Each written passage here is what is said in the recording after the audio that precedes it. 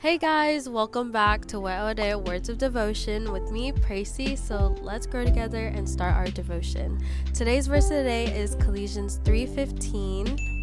Let the peace that comes from Christ rule in your hearts, for as members of one body, you are called to live in peace and always be thankful.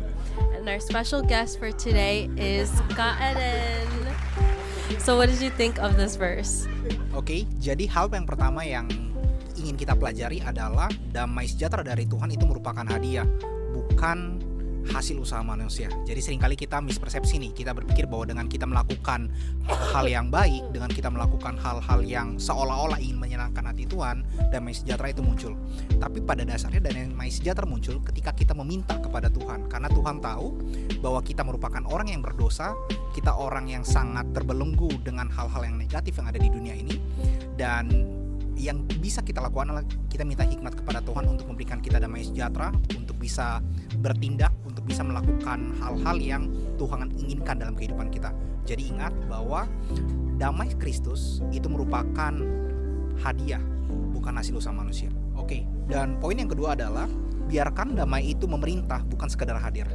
Dan seringkali dalam kehidupan kita sehari-hari, kita itu menjadi orang yang lebih mengandalkan diri sendiri dan tidak melibatkan damai sejahtera itu memerintah dalam kehidupan kita. Jadi kita seringkali berpikir ego, kita seringkali berpikir hal-hal yang bagus dengan logika kita, tapi kita tidak pernah benar-benar menyerahkan kepada Tuhan. Jadi yang kita harapkan adalah kita melibatkan damai sejahtera itu, kita melibatkan Tuhan dalam setiap keputusan yang kita ambil, bukan semata-mata hanya hadir sebagai pelengkap di dalam kehidupan kita. Dan di situ kita dapat benar-benar enable Roh Kudus tersendiri untuk bekerja di dalam kehidupan kita. Dan di akhirnya kita dapat menyadari bahwa damai sejahtera itu merupakan suatu komponen yang sangat penting dalam kehidupan kita. Untuk apa kita memiliki hal yang besar di dunia ini kalau tidak ada damai sejahtera? Dan damai sejahtera itu hadir jikalau kita meminta kepada Tuhan. Jadi buat hubungan yang intim dengan Tuhan, selalu andalkan Tuhan dan minta hikmat kepada Tuhan untuk senantiasa memberikan damai sejahtera dalam kehidupan kita sehari-hari. Thank you, Kak Eden.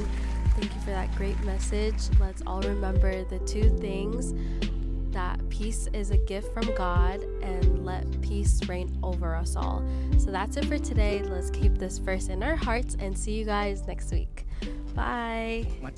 Beda-beda tantangan yang dihadapi, yang diberikan Tuhan kepada kita. Tapi percayalah saudara, selama kita punya hubungan yang baik dengan Tuhan, maka saya dan saudara bisa melewati itu semua. Amin. Ya.